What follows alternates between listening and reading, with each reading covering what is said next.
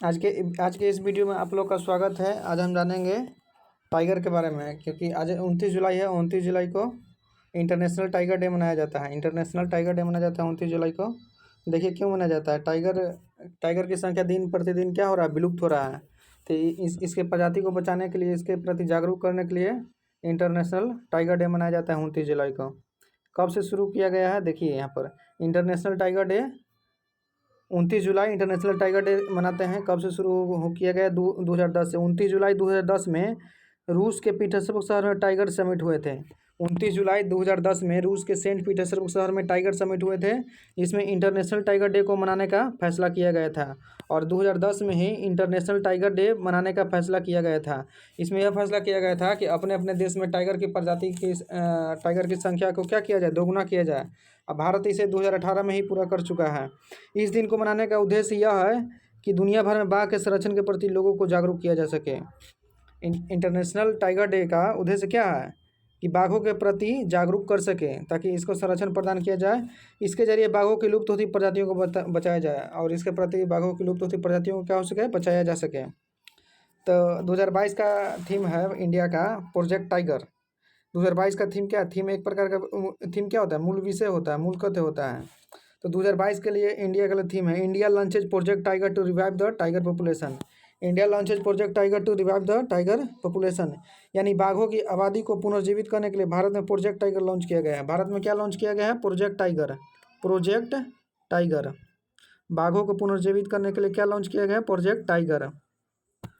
अब देखिए बाघों से संबंधित और भी जानकारी जानते हैं। इस वीडियो में पूरा ही एक तरह से पूरा ही बाघ के बारे में ही पूरा एक जीके है, सामान्य ज्ञान है। इसको याद रखना बहुत जरूरी है। देखिए प्रोजेक्ट टाइगर लॉन्च किया गया है ना। बाघों को बचाने के लिए भारत में 1973 से प्रोजेक्ट टाइगर चलाया जा रहा है। आइए जानते हैं इस प्रोजेक्ट के बारे में क्या क्या है। Tiger reserve. टाइगर रिजर्व क्या है? टाइगर रिजर्व क्या है, ध्यान से सुनिए। टाइगर रिजर्व क्या है? बाघों के संरक्षण के लिए विभिन्न राष्ट्रीय उद्यान और वन्य जीव अभयारण्यों को जब केवल बाघों के लिए संरक्षित किया जाता है तो उसे टाइगर रिजर्व किया जाता है। केवल ऐसा राष्ट्रीय उद्यान जो केवल बाघों को ही संरक्षण प्रदान करे, उसी को कहते हैं टाइगर रिजर्व। ठीक है, किसको बोलते हैं? Tiger reserve. जो केवल बाघों के लिए ही संरक्षण प्रदान करे, वैसे राष्ट्रीय उद्यान को टाइगर रिजर्व कहते हैं। देखिए देश में बाघों की लगातार घटती आबादी तथा बाघों का संरक्षण करने के लिए सरकार ने प्रोजेक्ट टाइगर लॉन्च किया। देखिए सरकार ने क्या लॉन्च किया? प्रोजेक्ट टाइगर, जिसके तहत भारत के राष्ट्रीय पशु बाघ बचाने के लिए एक कदम उठाए गए हैं। प्रोजेक्ट टाइगर के लॉन्च के द्वारा भारत की टाइगर को क्या किया गया है? संरक्षण प्रदान किया गया है।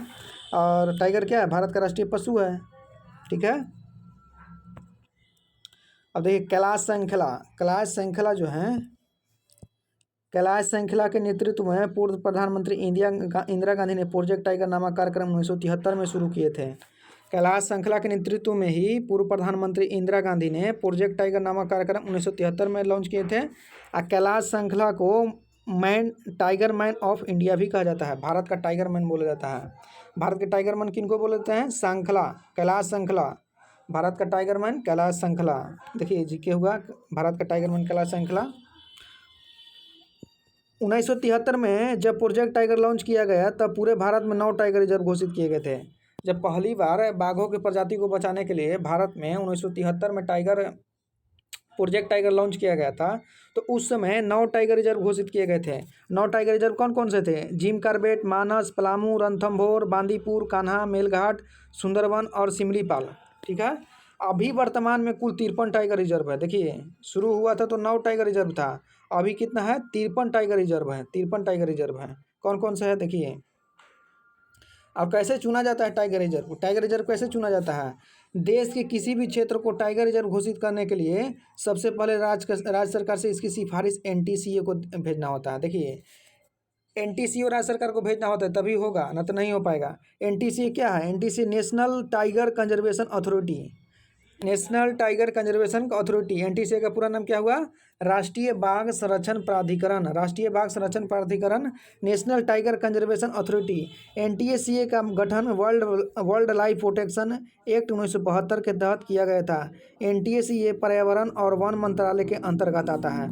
एनटीसीए क्या आता है? पर्यावरण और वन मंत्रालय के अंतर्गत ही आता है, जिसका फुल फॉर्म होता है नेशनल टाइगर कंजर्वेशन अथॉरिटी।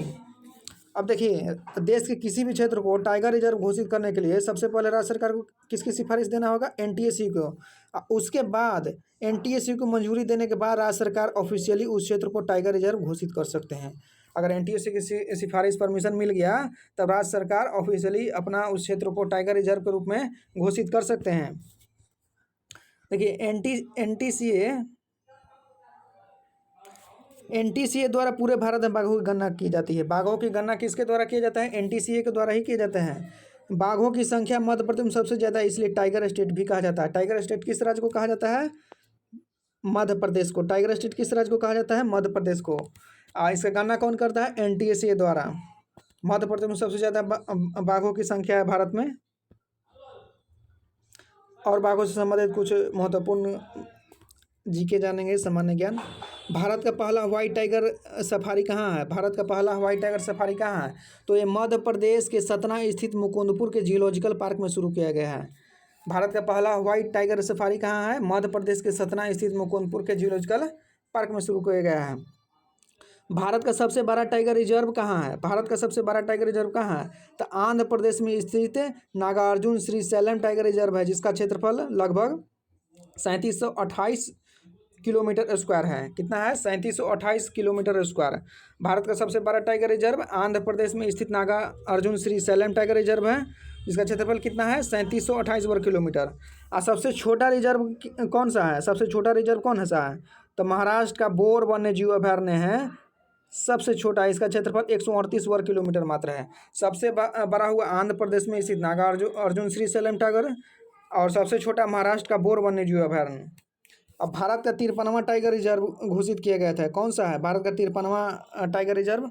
तो गुरु घासीदास नेशनल पार्क और तमोर पिंगला अभयारण्य संयुक्त रूप से छत्तीसगढ़ में स्थित है। भारत का 53वां टाइगर रिजर्व जो हाल ही में घोषित किया गया था, कौन कौन सा है? गुरु घासीदास नेशनल पार्क और तमोर पिंगला अभयारण्य संयुक्त रूप से है, जो छत्तीसगढ़ में स्थित है। मध्य प्रदेश के पेंच राष्ट्रीय उद्यान में सुपर टाइग्रेस मॉम नामक एक बाघिन थी। देखिए, मध्य प्रदेश के पेंच राष्ट्रीय उद्यान में सुपर टाइग्रेस मॉम नाम का एक बाघिन थी, जिसने अपने जीवन काल में 29 शावकों को जन्म दिया था। इसे कॉलर वाली बाघिन भी कहते हैं, इसलिए इसको कॉलर वाली बाघिन ही भी कहते हैं। 1 से 29 बनाए, अपने शरीर के द्वारा 29 बच्चों को जन्म दिए। यानी बाघों की जनसंख्या बढ़ाने में इनका बहुत ही महत्वपूर्ण योगदान है, इसलिए इनको आदर से क्या बोला जाता है? कॉलर वाली बाघिन भी बोला जाता है, जो 29 बच्चों को जन्म दिए। इसको बोलते हैं super tigress mom. Super tigress mom. Madhya Pradesh का रातापानी अभयारण्य देश का पहला टाइगर रिजर्व है। देश का पहला टाइगर रिजर्व कौन सा है? मध्य प्रदेश का रातापानी, जिसने अपना लोगो वर्ष 2017 में जारी किया गया था। देखिए, अपना वो लोगो कब जारी किए गए थे? 2017 में। मध्य प्रदेश का रातारानी अभयारण्य देश का पहला टाइगर रिजर्व है, जिसने अपना लोगो वर्ष 2017 में जारी किया था। विश्व में पहला मस्कट जारी करने वाला टाइगर रिजर्व मध्य प्रदेश का कान्हा किसली नेशनल पार्क है। विश्व में पहला मैस्कोट जारी करने वाला टाइगर रिजर्व मध्य प्रदेश का कान्हा किसली नेशनल पार्क है। इसका नाम भूरसी द बारासिंघा है। भूरसी द बारासिंघा है।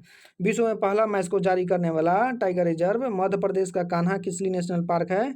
इसका नाम भूरसी द बारासिंघा है। आज इंटरनेशनल टाइगर डे के बारे में बस इतना ही। आज के इस वीडियो में बस इतना ही।